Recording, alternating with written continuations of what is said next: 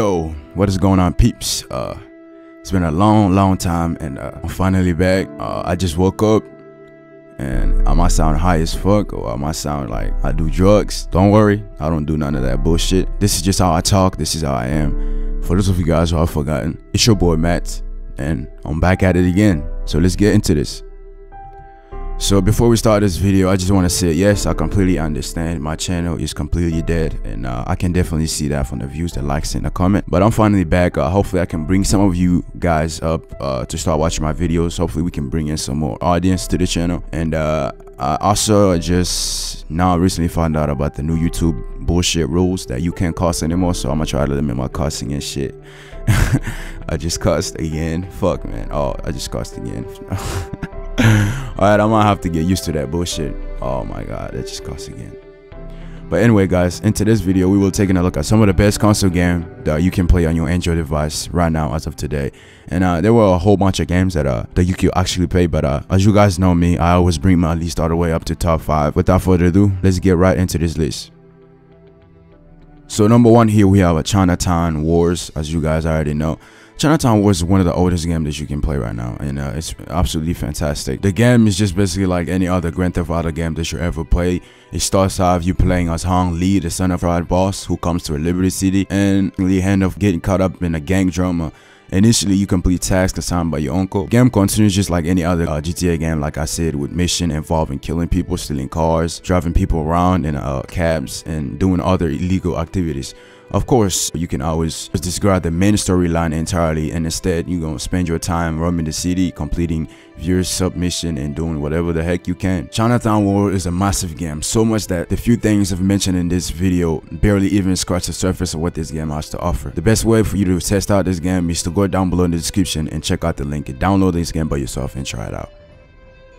Alright guys, moving on to the list, we have Half-Life 2. This game was originally released for PCs and consoles only, as any other games on this list. Half-Life 2 is basically a pre-sequel to the previously Half-Life game. This game is one that's heavily steeped in science fiction. This game picks up where its prequel left off, and opening with a sequel of Gordon being spoken to by a mysterious character, only to awaken a subway heading for City 17, which is located somewhere in Eastern Europe. This place is completely overrun and occupied by the invading forces known as the Combine, who are an aggressive empire from another dimension. Shortly after disembarking, I met up with a member of a human resistance and embarked on my journey as a free man from there. As the story progresses, you meet up with some of the characters from the original Half-Life. Unfortunately, this game is only available to an Nvidia Shield people that have the Nvidia Shield K1, Nvidia Shield TV. Unfortunately, Nvidia does run an Android, so I guess you can kind of put this as an Android game. And this game does require a controller in order for you to play it. It doesn't have a physical button like any other game on this list. It might be a bit disappointing, but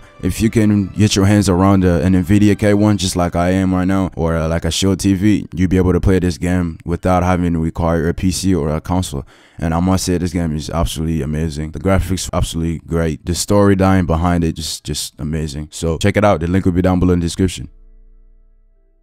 Anyway guys, moving on to the list, we have Limbo. And Limbo is a 2D side-scrolling game released by Playdead. Again, this game was first launched on PC, and now it's all over the place. It's in consoles, I think, and now it's on Android, which is great. Basically, this game is really weird. Once you start the game, you open up the app, it just appears, it just loads you into this black and white world where you have to swipe left or right to go in either directions. It has no side stories or whatever. This game has no prologue, cutscenes, epilogue, narration, or any subtitle or anything else that would advise the narrative. But once you go into the game description on the store, it mentioned that you have to play in the role of an unnamed boy searching for his lost sister. While attempting to navigate the board, there are various enemies and traps that need to be avoided or outsmarted in order for a little boy to stay alive. There's very large and creepy spiders and many other things in the game to keep you from reaching your ultimate goal. All of these things work together from a very clever and challenging puzzle, which failure to solve leads to a very painful death for the boy. There's no life meter or a hit point or anything like that in this game. The control setup is quite simple. You swipe left with your thumb to control the direction in which the boy goes, or tap to engage an object such as pushing large boxes near an edge that is otherwise taught to climb, flipping levers, or toggling switches that reverse gravity. This game offers quite an amazing adventure, the simple control, clever puzzles, and I have no serious complaint unless you're really frustrated with puzzles or solving stuff, I guess. Then yeah. On to the next game here, we have Lara Croft, Guardian of Light. There's really nothing much to say about this game except that the original Tomb Raider games are playable on mobile, but they're also in like another sense unplayable because the years of rendering the game has left it ugly and very tedious to actually play and get the feel of the game. That's why we have Lara Croft, Guardian of Light, which is on mobile too. This one is actually a pretty decent game. It's a modern take on the Tomb Raider franchise for the generation, and it's basically a 2.5D puzzler in which you guide Lara Croft through an underground world of traps, puzzles, and horrible monsters. But yeah, other than that, if you plan on picking up the game, enjoy. Finally, last and the least, we have Max Payne, and Max Payne, I must say, is one of those games that just finally put you in a mood where you want to be a spy and just never mind, I'm not gonna say.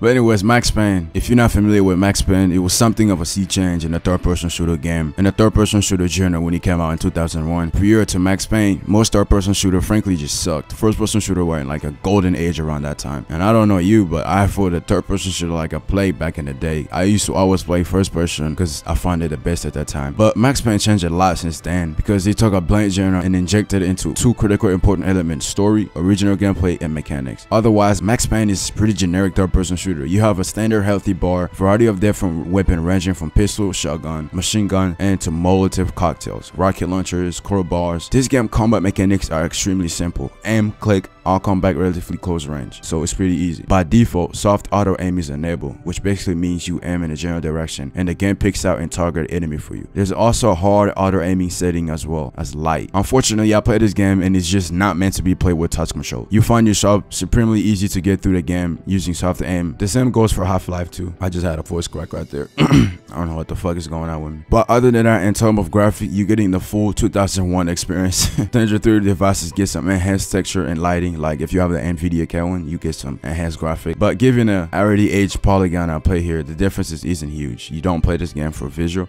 You play it because it's classic, you know. Anyway guys, that's the end of it. At least if you enjoyed the video, make sure you stick around. I know my channel is dead. There's not enough people on the channel. Just like over 50,000 people subscribe, and I'm only getting like 3,000 views, 1,000 views.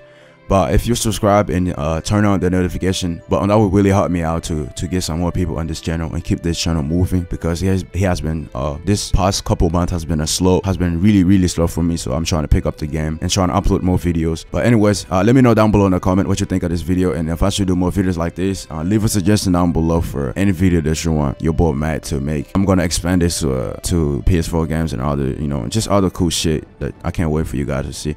But anyway guys, if you enjoyed the video, make sure you leave a like and subscribe. Always leave a comment down below, and I'll catch you guys up next time. Peace.